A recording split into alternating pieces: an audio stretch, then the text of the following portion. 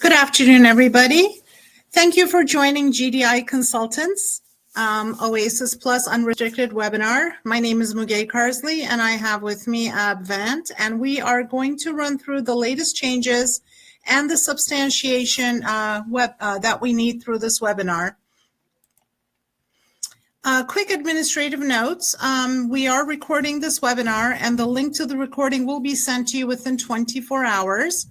We will hold a Q&A session at the end, and you can send in your questions during the webinar by the chat system to the right of your window, and we will address them at the end. You can also download this presentation by clicking on the link under the file on the right-hand side of the panel in your window. A quick introduction of GDI Consulting. We are more than a decade of solid performance. We have rocket growth. We have quite a bit of increase in revenue, especially increase in IDIQ and GWAC wins. And 23% increase in new clients. We have established ourselves as a reliable and a credible government, federal, state consulting firm. Our win rate is very high. We're very impressed, and we boast an average of 82% win rates. We take on jobs when we know we've established that our client has a really good chance of winning. Otherwise, we usually suggest a no-go to our clients. We bring in a lot of experience and subject matter expertise. We have over 50 proposal managers and writers that are quite experienced and cover almost all of the federal agencies. Over 84% of them have more than 20 years of government proposal experience. And we have 143 wins in 2021, which translate to $12.3 billion worth of government work that we have won for our customers. Experience that GDI Consulting brings on self-scoring. We have 12 wins on the Unrestricted and 41 wins on the OASIS Small Business. We've got 18 on the other than small business, both emerging and large, 29 wins on the Astro Small Business. We have 1 win on the Unrestricted and 8 wins on HCATs, 6 wins on Alliant 2. So we have an average win rate of over 96% on our self-scoring proposals. And we also do self-scoring training for PTAC, APMP chapters, and individual clients. Our clients do range from very small companies. We have also helped them partner with stronger, larger companies. We also have large defense contractors on the market, one of the top 10. We are experts in maximizing your score and ensuring compliance. The agenda outline of our webinar, we're going to show you what has changed in the second draft that was recently issued. We're going to run through the substantiation rules, the substantiation procedures. We're going to make some announcements, and then we're going to jump to Q&As. And with that, I'm going to turn it over to my colleague, Ab, who is going to run through all the changes in the second draft of the OASIS RFP that was recently issued. Thank you, Muge, and hello, everyone. I'm going to go through, as Muge mentioned, the changes in the second draft RFP. They issued the latest changes on the 6th, but then changed the scoring matrix on the 7th, and then another change on the 8th. What we are going to go through today covers all 3 changes. So it is updated up to yesterday's, the 8th's latest changes to the scoring, as well as any other changes that they have made. With that, we're going to go through this. First, some general changes that might you have noticed. Obviously, the agency and type of contract, those things have not changed. The open ceiling is still open. It will be way over $60 billion. And with the, they're going to add other domains later on during the lifetime of the solicitation, which will take it well over $100 billion. Number of awards still unlimited, and the draft RFP number is shown. This is the second draft RFP and was issued on the 6th with some changes on the 7th and on the 8th.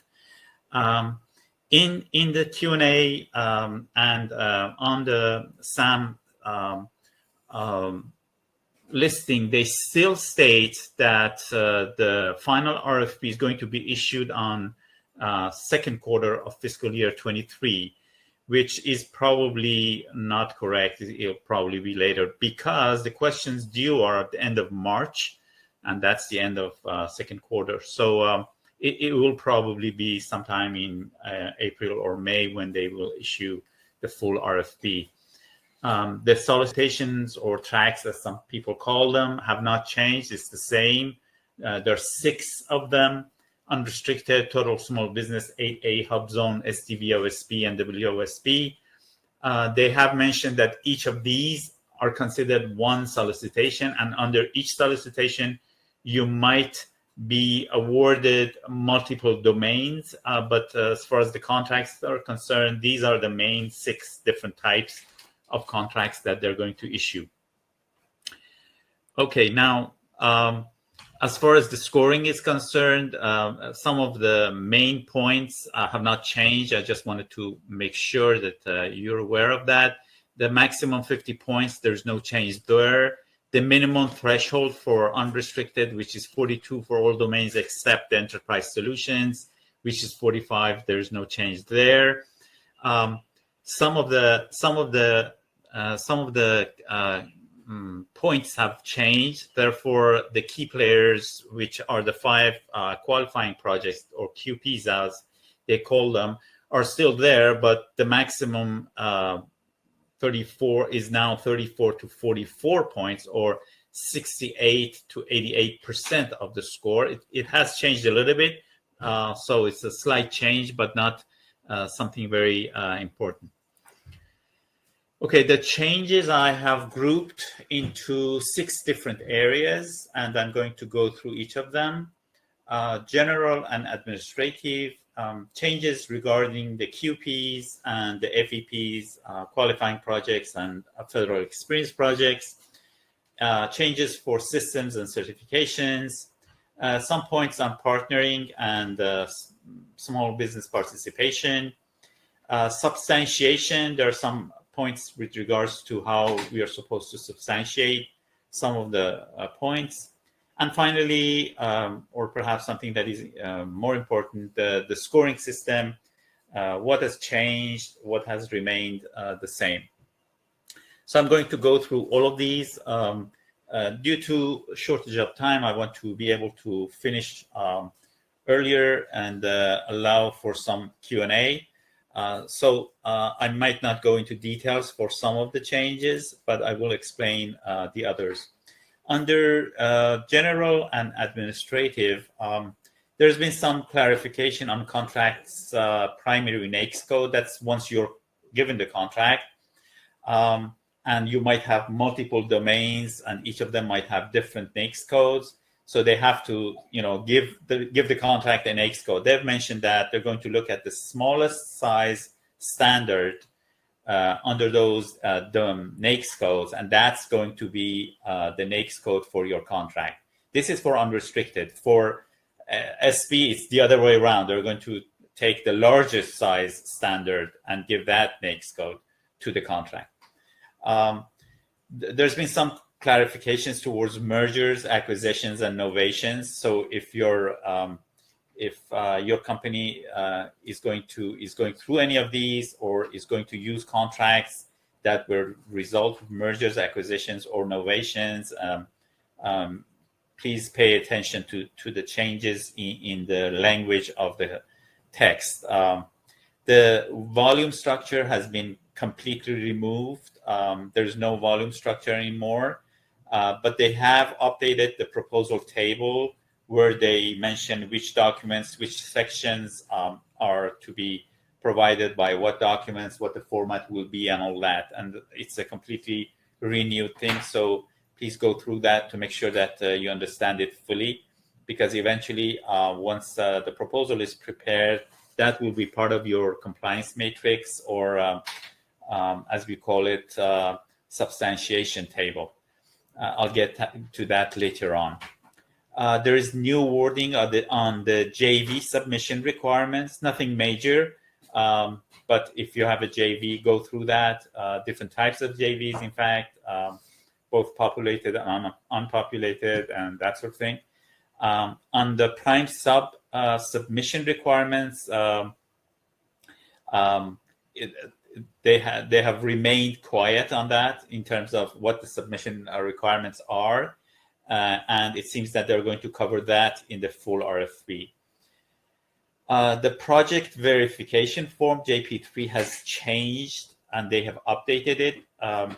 Now the Corps can sign it if the CO, the contracting officer, is not available. Of course, you have to provide the email and phone number of the CO. But the important thing that is also mentioned in the Q&A, and I forgot to mention that there are going to be 2 Q&As. The first document has been issued with the second draft. There are 300 questions. We've gone through it, and this presentation covers that as well. But we're waiting for the second batch of Q&A to come out, and that has not been published yet. So in the Q&A that they have issued, they've mentioned that they suggest that you do not submit the JP3 forms to your contracting officers yet, saying that it might change with the final RFP. So that's something to consider. Perhaps you might want to give the contracting officer or the Corps some sort of a heads up. But if they're going to change it with the final RFP, many contracting officers don't like to redo things, so it might not be a good idea to send them the form now. That's something to consider. There's been some clarification on the financial documentation and material that you have to submit, including submission of a 3-year financial statements and a narrative on any negative financial info, if there are any. So that they've made it clear, and it's a part of the new RFP. So take a look at that.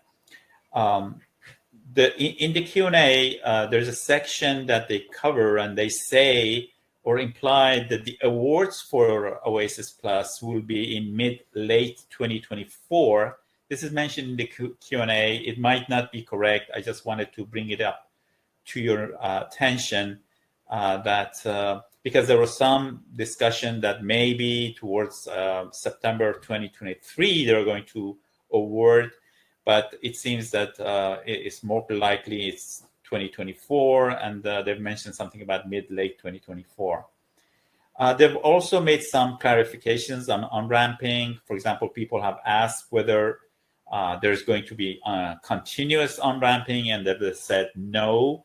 So it's not, initially they mentioned that there might be a continuous on-ramping process. That's not the case. They're going to announce it. So every other year, or something like that. They haven't mentioned this I'm making up, but you should consider that. But there is a point about cross movement. In other words, if you're awarded on one domain, you can always apply without GSA, opening up any on-ramping. If you're on the contract, you can always apply for other domains and move to those domains as well. They've said that it will take 2 to 3 months for them to consider that. But it's a good thing because as, for example, your contracts in other domains that you're not currently going, have enough score, as you get contracts or even perhaps partners, you can always apply if you're on the contract, apply for other domains. So this is something to consider in the future. Okay, so what changes for QPs, qualifying projects, and FEPs, federal experience projects? One of the important things is that the date constraint on the contracts has now changed. Initially, they had said that you can provide contracts that are 5-year-old, and the beginning or the ending of that was the date as proposals were due, so the end of submission. of the proposals. Now they've changed that to the RFP issuance. So whenever they're going to issue the RFP, whether it's in April, May, June, whatever, that's the end. That's the cutoff point, and you can go back 5 years from that date. It's probably you lose two months or something. And remember, when they say 6 months of performance, then that 6 months of performance is also against this new dating, the RFP issuance date, and not the submission of the proposals. OTAs have been completely removed, so you cannot use OTA contracts as QPs or as FEPs. So for those businesses who are going to use OTAs, which are usually done for R&D purposes, these contracts are not acceptable. There's been some clarification on labor categories. Essentially, all labor categories by the Bureau of Statistics are acceptable based on the 4 different types: junior, senior, journeyman, and SME. All of these and that complete list of Bureau of Statistics labor categories, LBs, are all acceptable. You can use those. Staff clearance, there's a specific point that the DHS's Public Trust for Suitability Fitness, which is Tier 4, it's called Tier 4 DHS in DHS, it is not okay. However, Tier 3 and Tier 5, which map into secret and top secret clearance, so DHS Tier 3 and Tier 5 are acceptable because they map to secret and top secret. So that's a new thing. In terms of surge, they have clarified it again. They've said that it must show through an order or modification, even though the RFP might have mentioned that you must be ready for surge situations or things like that. That's not enough to substantiate surge. You must show through an order or a modification, or if that's not available, use the project verification form JP3 to actually get that proof for that. Distinct functional areas, there's been a new development. It's a little bit unclear right now, but at least from the from the Q&A, they're mentioning that each domain is considered a distinct functional area and not the subdomains. So you cannot list, say, 3 or 4 different sub-functions, as it's called in the document, or subdomains as 3 or 4 distinct functional areas. Each domain is considered a distinct functional areas.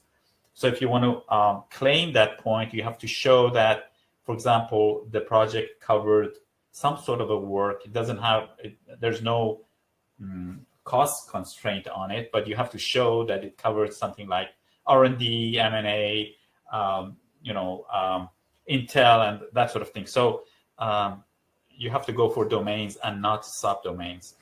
Probably they will clarify this again, but so far from the Q&A, this is the understanding from the wording.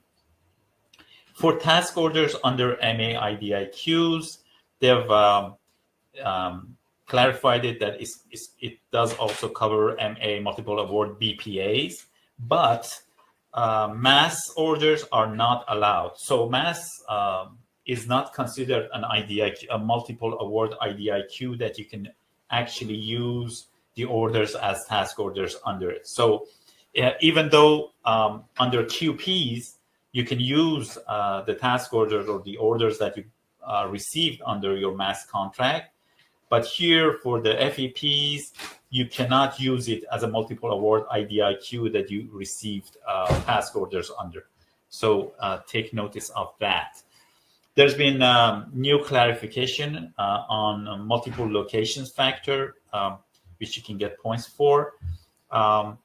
They're basing it on metropolitan and non-metropolitan area definitions. So if you're going to claim for 2 multiple areas, you have to check with that, and there's a website for that. you have to prove that the code for the area that the two locations are based on are different based on these definitions, area definitions. And finally, for OCONUS locations, the proofing will come from the FPDS-NG website, where it states that the primary work was done in another country. If the primary work was not done in another country, but you still did part of the work in multiple locations, then you have to either provide proof from the statement of work or from JP3 by the signature of the contracting officer. Finally, something new has changed, and that's the average annual value of FEP contracts. It used to be 500K for unrestricted. They have lowered that to 250K.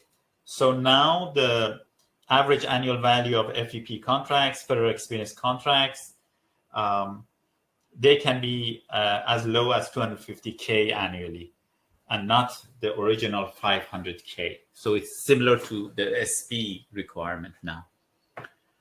So that was the QPs and FEPs changes. Systems and certifications.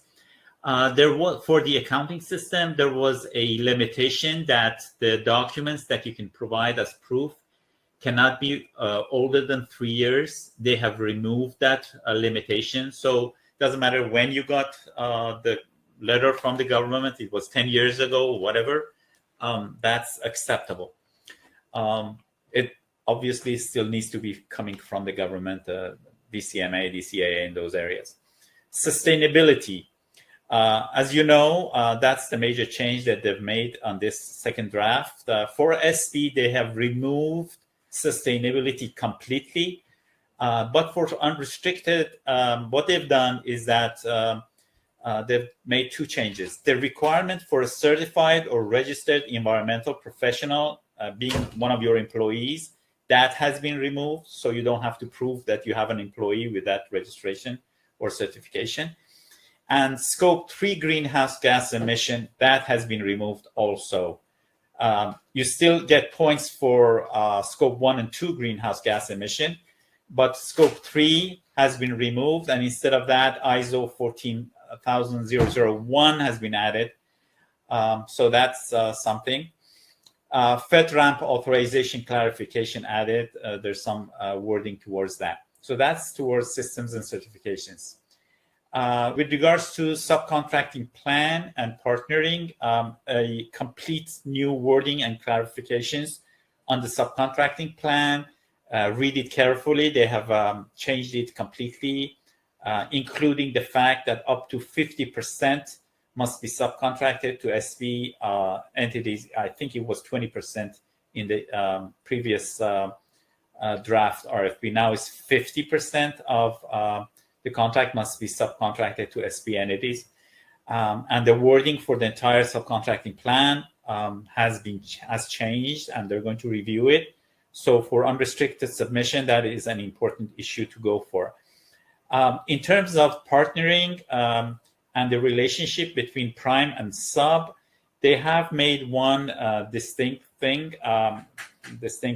change from the previous, or maybe it's a clarification. Anyways, if both the prime, if you had a previously done project by you as the prime and a sub, and now both of you are going to use that project, you can do so. And claim credit for it, even if you're submitting it under, say, unrestricted and under the same domain.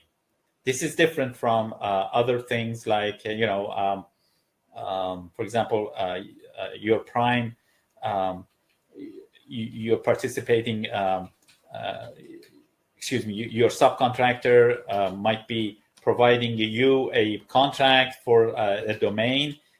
If that is the case, they cannot provide that same contract to another prime or things like that. So there is a specific clause in the RFP mentioning that the same contract the same past performance cannot be used under the same solicitation and set aside. So this is different from that because both the prime and the sub performed that project together, and now they're submitting separate submissions. That is acceptable. However, if they're submitting again as a prime sub relationship, or as under the same relationship that they had before, then they can't provide two separate task orders or two separate contracts here. It will be considered one contract. But if they submit separately, then the prime can submit its part of the project as its own project, and the sub can provide its part of that project as its project. So that's a new development. In terms of substantiation, there have been a few points. There's been a clarification on non-federal contracts justification documents. They've listed different types of documents that you're allowed to provide. There's been clarification on how to prove relevance when an auto-relevant NAICS code or PSC is not available. Essentially, two methods they've mentioned. They had mentioned it previously, but they have elaborated on that. The fact that you have to prove it through the statement of work and also the clean structure for the value. That's one way of doing it. The other way of doing it is to go through JP3 and get it signed by the contracting officer. Of course, what our suggestion is, per our experience, you should do both if you can. And I'll get to that when I go to substantiation and I explain that.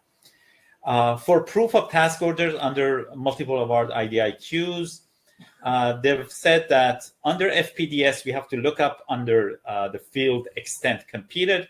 And there, if it says competed under SAP SAP or full and open competition, then it's acceptable as a multiple award IDIQ under this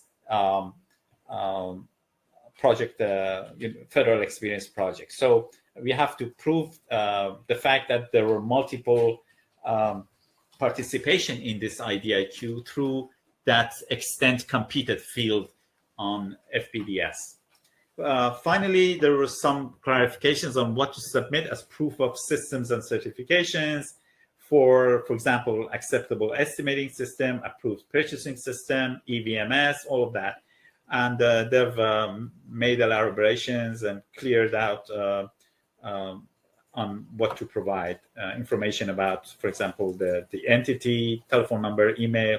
They've made that very clear now. Okay, now here we come to the scoring changes. And what I'm going to do, I'm going to go domain by domain and explain what the changes have been for each domain. And then I'll make a comparison. I'll show you a comparison table that shows all the domain scoring and how things have changed. So for T&E, technical and engineering, management and advisory, and logistics, they're completely the same.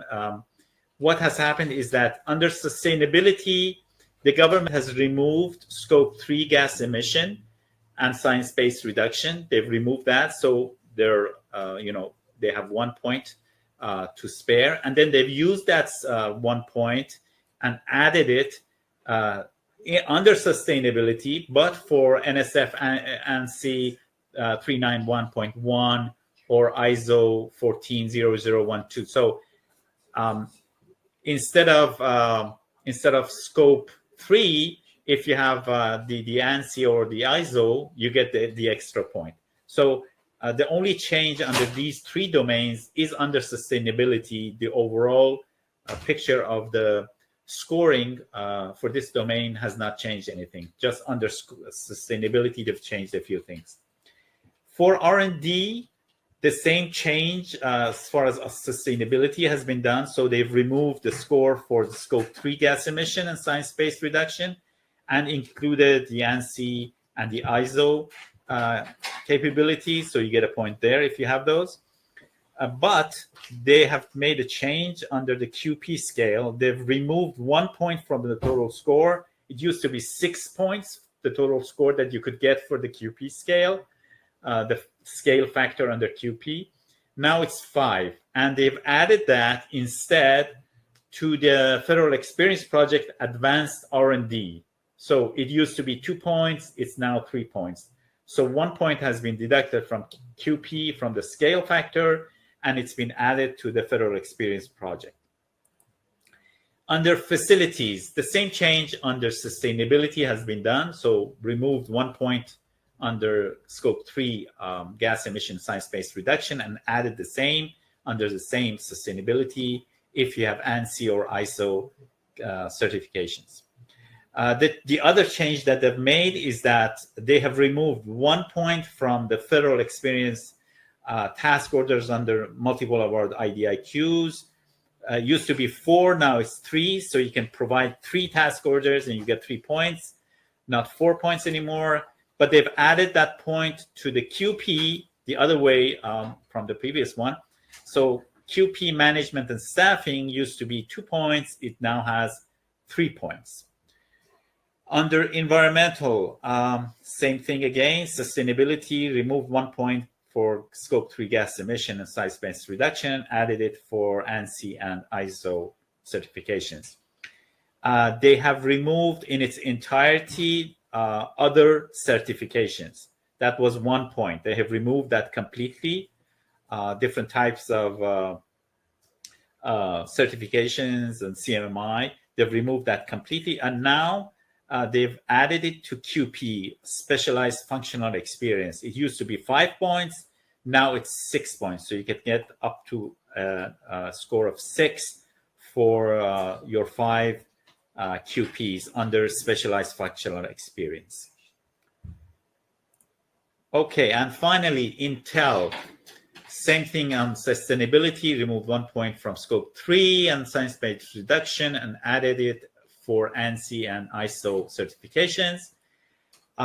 They have deducted 1 point from task orders under multiple award IDIQs for federal experience projects. Used to be 3, now it's 2. So you can provide 2 contracts, 2 task orders, and they've added that to the scale factor under QPs. The scale factor there was 3 points.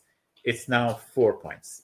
So that covers the these different domains.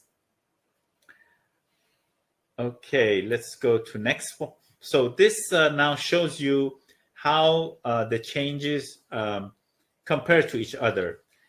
This first slide shows just the QP, so the total QP for each of these different domains. You can see that T&E, M&A, and the last one, logistics, remain the same. There's been no change. The others have either increased by 1 point or decreased by 1 point. Sorry, I forgot to mention enterprise solutions also. There's no change there either. The red scores are the ones from first draft, and the white or green scores, the total, are the new ones. So you can see from here what changes have been done. Nothing very drastic. Some domains have increased the points, some domains have decreased. That's essentially it. Okay, as far as the other factors like the FEPs, Federal Experience Projects, and Systems and Certifications, you can see that a few have changed only. R&D has changed from 9 to 10, Intel from 3 to 2, and facilities from 5 to 4. That's essentially it. The others have remained the same for Federal Experience Projects. For systems and certifications, essentially everything has remained the same, except for environmental that, if you remember, I said they have removed other certifications completely, so 1 point less there. The others have remained the same. So that's essentially the changes in scoring, and essentially brings our discussion of the changes for the second draft RFP to a close. So I'm now going to discuss substantiation. In our previous webinars, we've discussed more on scoring and how to optimize it and what to do. Substantiation is usually the second stage when we do proposals for our clients. we divided into 3 phases. In phase 1, we actually try to establish and assess the best score that they can get and maximize that. And then in phase 2, we try to actually prepare the proposal, which is essentially substantiation. And preparing the proposal is substantiation, because you have to substantiate the score that you're claiming. That's why it's called substantiation. Now, we've come up with rules. There are 3 main rules. Our company has done about 180 contracts under different vehicles. And this comes from experience that we have gained. Per some of the suggestions that we received from you, in fact, we are not going to go into details of what document to provide for which score. This is very well spelled out in the RFP. There's no reason to just go over and over. I'm sure all your companies have very capable and outstanding proposal managers, and they can do that. What I want to convey is our experience and the rules that we have come up with. Now, these rules might seem strange or funny or things like that, but really they are out of hard-earned experience, sometimes reasons for not getting awarded for some of our clients. So first one, rule number 1, always assume that your submission will be reviewed by a robot. With apologies to our counterparts in the government, the reviewers, I don't mean to insult them, but as far as we are concerned, this is really, really important, that you really think that whoever is going to review your proposal is really a robot. So prepare your proposal as if a robot is going to review it. This robot will only look at where you direct it and nowhere else. Because sometimes we think, okay, they're going to see that. Okay, they're going to see this point or that point. No, they're not. And the problem is that, and we'll get to that, these self-scoring proposals are all about compliance.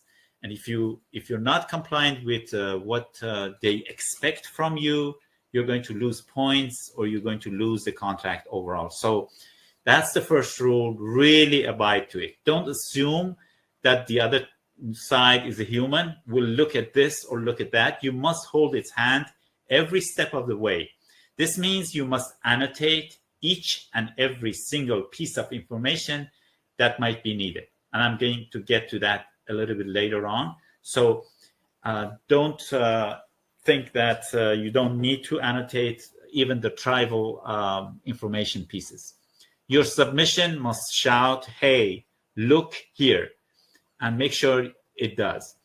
Now, Symphony, if you've been involved in Evolve, which was the latest GSA self-scoring that was closed, they have improved the capabilities of Symphony, and it has a special tagging system that has been evolving, in fact, and getting better each time.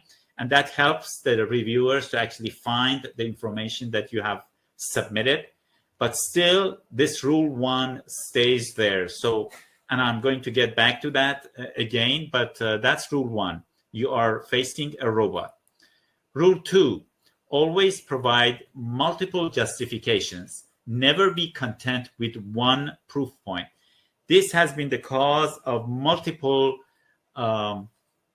rejections. I've seen this with many companies not providing multiple justifications and thinking that one justification point is going to get them over the fence, and it did not, and they lost the contract completely. Never be content with one proof point. This rule is based on rule 1. You never know what mood your robot will be in. Has it just spilled its coffee or had a fight at home? You don't want to be at his mercy. Have at least 3 justification documentation, if possible, for every piece of information and score point. For example, Say you have a contract that its NAICS code is not an auto-relevant NAICS code. Okay, so one way of doing it is just to fill out a JP3 and that's it. No, our recommendation is that yes, you do the JP3 form, but you also submit statement of work, and in that statement of work, you highlight different sections, not just one section, multiple sections that prove that you actually are in, compliance, or it's a relevant to the domain that you're going for. So multiple justification documents. This is a rule you really must abide to. If you have 10 of these, say, for example, under your statement of work, there are 10 different sections that prove that this domain and this contract is relevant to the domain. Don't just highlight one. Provide all 10.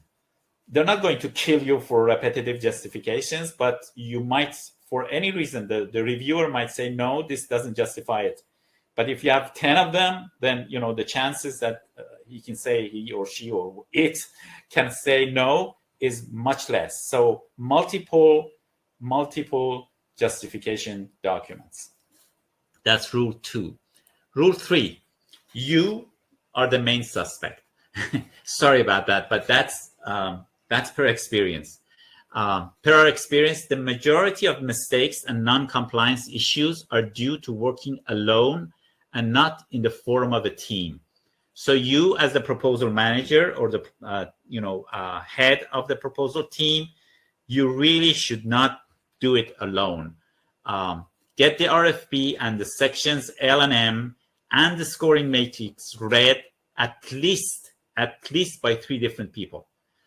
Always suspect that you have missed a document, missed highlighting and annotating a piece of information, missed correctly understanding the requirements, missed, etc., etc. Am I being paranoid? No, just don't be too confident. That's the road to being doomed.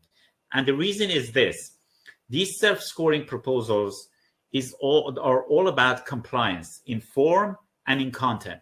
And compliance is the first line of defense. I say this multiple times to everyone. It's the first line of defense for the government to put aside submissions. So you don't want to do that, and you should not ever try to do that alone. That's why I'm saying that teamwork is really important. Multiple sets of eyes on everything, on the L&M scoring matrix, as well as the finished document, the proposal. So these are the 3 rules that I think if you really abide to them, you can get through this.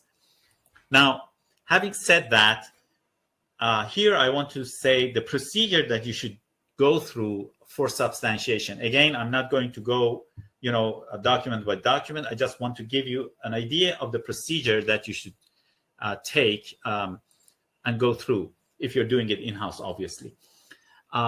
First of all, start now. Reason I'm saying that is that because you're going to find missing or incomplete documents, contract documents, and you will need to chase the contracting officer. You might need to, get that JP3 form filled. You need to fill it up, communicate with the contracting officer, give them a heads up, or you might have a CPARS. You need to push them to issue it. So there are a lot of work to be done. Maybe even a contract amendment hasn't been signed, things like that. So you really need to start as soon as possible. And I know most large businesses have already started. But if you have not, I urge you to start as soon as possible. Read the RFP and especially sections L and M multiple times, again, by multiple people. That's important. Create a substantiation table. And this is the important point. This is not a traditional compliance matrix. This is called a substantiation table. Ensure you incorporate rule 2, multiple proof points. So in a substantiation table, you list all the information that you need to substantiate for each item of score. So you have claimed, for example, 4 points for a QP that is over $1 million, that is within the last 5 years and has a past performance of above satisfactory. Okay, so you list all the different items that need to be substantiated. That's the first thing. And then you list multiple documents that you need to provide for substantiation. And you do this for each and every score point. So this is different from compliance metrics. I want to emphasize that, because our minds, we've done so many traditional proposal management and proposal writing that we immediately go to a compliance metrics, start, filling up the compliance metrics. This is different. If you start to go by the standard procedures that we do proposal writing, sometimes we're doomed. So make sure that you create a substantiation table separately. Then watch the Symphony uploading video if the Symphony, for OASIS Plus. If it's not available on time and they're supposed to prepare that soon and they're going to do it, but if you're working on your preparation of the document and you want to be ahead of time, go and watch Evolve, because it's on the same type topics, and there's a discussion of tags there. It's important. Review that, or maybe you've done that already for other solicitations. So using tags is important. You have to come up with a strategy of how to actually implement the tagging system that Symphony has, and put that as part of your substantiation table. Now, next point is prepare a list of all annotation items. Now, this is, I think, the most important part that I want to convey to you on how to do. Annotation items, this is what I call them. You might call them anything. These are broader than just score points. These are items that you need to annotate. For example, very simply, name of your company.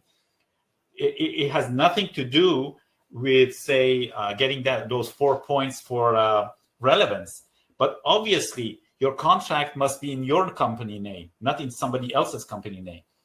Contract number, type of contract, whether it's an IDIQ task order, things like that.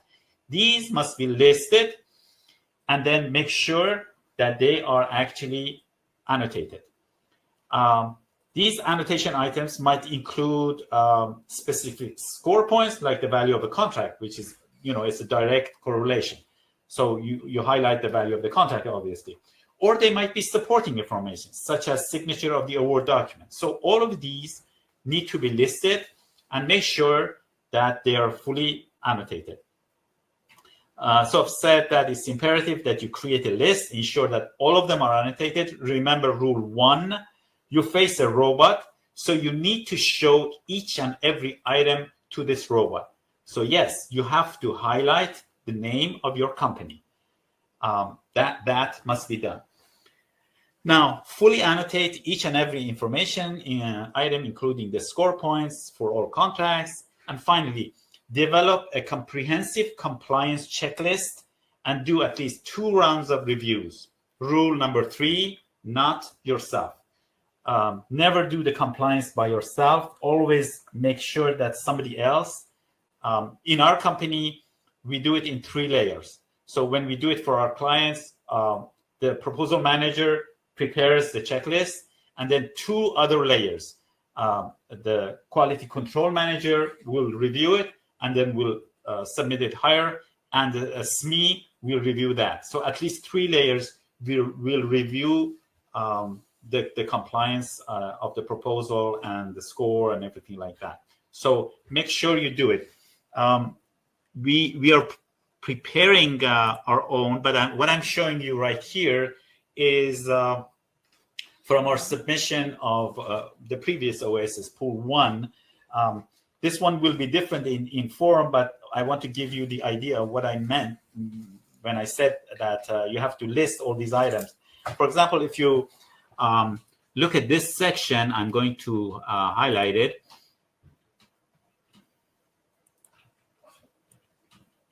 Here, if you look at it, you can see that there are different items listed. So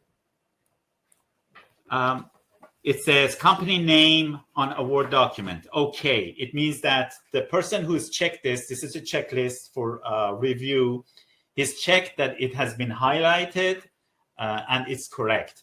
Then it says signed a Word document. It says in red, a Word document is not signed. So they've realized it's not signed. So there's a problem there.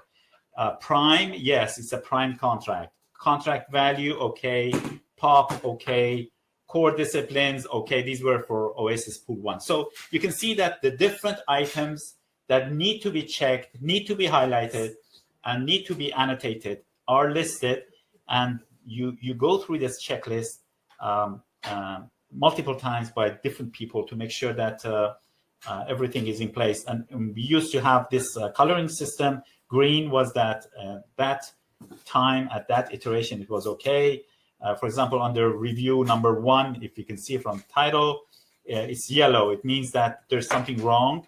If it's red, it means that the contract overall is cannot be used. But if it's yellow or orange, it means that there's something wrong. For this case, for example, the Word document is not signed.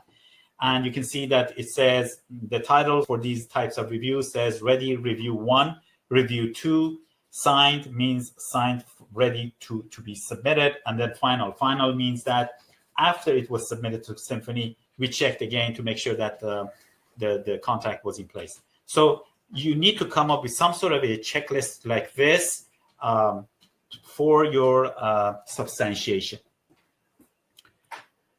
So my discussion of substantiation is finished. Those are the 3 rules that we're using in-house, and I suggest that you come up with any rules that you want to and abide to them. But as I said, compliance is the major hurdle and what usually puts down companies. I've seen very large companies, lose contracts because of that. So don't do that, and try to use teams, multiple people going through the proposal. Before moving on to the Q&A, I wanted to mention a partnering hub that we've created, just a note on it. And why it should be important to larger businesses is this. It's a free partnering hub. So companies can go in there, register, and then try to communicate with each other.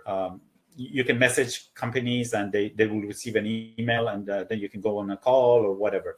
So, I mean, we are not involved in it. It's just a courtesy website that we've created so people can get in there and partner with each other.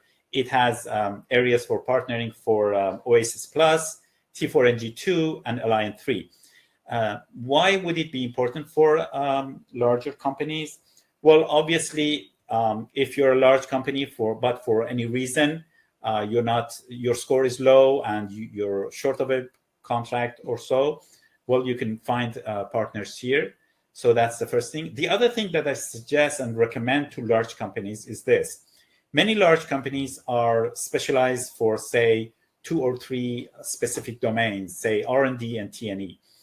But they have, say, 2 contracts, maybe 3 contracts in Intel, or 2 or 3 contracts under management and advisory, and just don't have enough contracts there. Many of them don't think that they can actually expand their domains by partnering. So, and they focus on the main 2 areas that they are after, say R&D and T&E. But yes, you can come, go to this partnering hub and find partners and expand the number of domains that you can go after. So this is something to consider. It's a free hub. You register and then start filtering. You can always filter by domain or by contract. If you're going after Alliant 3 or something, you can also filter by contract. But under OASIS Plus, you can filter by domain and look for partners and find them there. So that's something to consider. And this is the partnering hub's URL. I'm typing it out right now so you can see it in the chat system.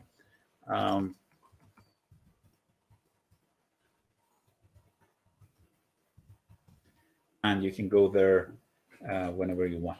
Here it is.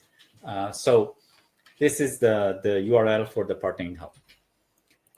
Moving on, just a few words about the services that we provide. We have a free consultation system in place. You can communicate with us, set up a call, and we'll come online, answer any technical questions that you have in that call. Or you might have questions about our services or technical questions specifically about OASIS Plus. We'll be happy to answer anything for you.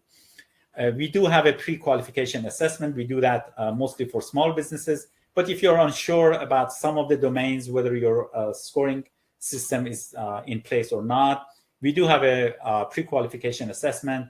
It's a very small fee. What is it? $490. And to the right of your window, there's a tab, and besides file, you can use that tab to actually go to this place. But it is essentially for pre-qualification. And the way it works is that there's a questionnaire we send to you. Actually download once you get this service. You download the questionnaire, you fill it up. Usually takes 1 or 2 hours. Has a room for up to 10 contracts. And then you send it back to us. One of our proposal managers will sit down, review it, and come up with the best score that we think you can get, as well as recommendations. If we think, for example, you're good to go, don't need any partnering, that's it. Or if there are some weaknesses in your system, we can tell you if you have weaknesses in your contracts. Perhaps use another contract or bring in a partner, things like that. So we provide recommendations. So that's pre-qualification assessment. We do full proposal development, cradle to grave. So we do score assessment and optimization, full proposal assembly, the substantiation that I mentioned, plus the compliance checks and uploading to Symphony. So we take full control of the proposal system. Of course, we will work as a part of your, extension of you, and we'll be under your supervision if you like, depending on how you want to work. So that's the full proposal development. And then we have, for those who are doing in-house work, we can review and audit their system. So we do 2 rounds of compliance checks, score optimization checks, and if they need any uploading to help on uploading to Symphony, we'll provide that. If you download the slides, you can get phone numbers and emails for myself for technical questions, and for sales issues, Maroon Freedy, our VP for business development. Sorry, I've been very slow about coming this. We don't have much time. So any questions, we can start. Muge, can you go ahead, please? Yes, I can. Thank you so much for that, Ab. Okay, I'm going to run through the questions quickly. We have a little bit of them. Do we have an estimated timetable for the submission due date once the RFP is released? Typically, it's 30 days, but we have seen in previous GWACs, they have extended it by 60, almost 90 days. I'm not saying that's going to happen here, but typically, when they first come out, it's 30 days. Can we claim credit for the certifications of a member firm for unrestricted, i.e. member firm gets ISO 14,000 certifications? So the certifications has to be in the name of the offers for sure. So if you have a CTA partner that is just a subcontractor, you cannot use their certificate. If you're a joint venture and one of your JV companies has a certificate, yes, you can use that. And another way you can use it is if you're an affiliate of another company and we can complete what's called a meaningful relationship letter, then you can use the certificate of the affiliate company. But if none of those apply, it only has to be at the prime level. The offer, who is submitting the proposal, the certificates have to be under the name of the company submitting the proposal. Can you tell us where to find the list of tags that'll be used in Symphony? Are we expected to tag external documents that we are uploading? The answer is yes. You will tag them. And when you go to Symphony website, I believe, if I'm not mistaken, I haven't been there a little bit, but there's like a knowledge section. They have videos.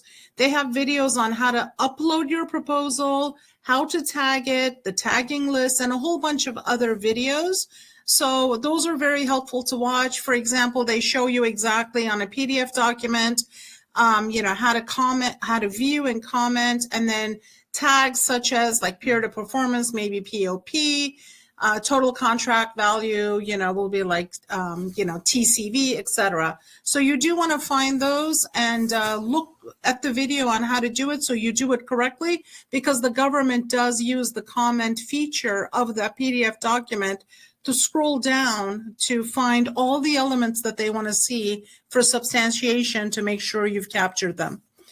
All right, one last question. Where do we find the Symphony uploading video and what is Evolve? I just mentioned where to find the uploading video. It's within the portal of Symphony on the knowledge management section where videos are uploaded. Evolve is was another GWAC, that's a State Department GWAC, right, Ab? Where they also have the same tagging, if you will, exactly. requirements. Yes, that's it. Yep. And last question, does GSA allow subcontractors to support primes with projects on the unrestricted? Yes, absolutely. You can have CTA partners, subcontractors, and only for qualifying projects. So you would use them for qualifying projects, federal multi-award, and federal, government projects. And that's it, not for certifications or anything. And then how many offers will be selected per domain? We believe that's unlimited. And I believe those are questions, and this also concludes our webinar. Thank you so much for joining. We look forward to seeing you on another webinar in the future. Thank you, everyone. And as Mugia said, we look forward to seeing you in our future webinars. We'll let you know, of course, as soon as the future webinars are planned and scheduled. And also, if there are any questions that have not been answered, we'll send you the results of all the Q&A later on so that you can review them as well. Thank you so much for your time.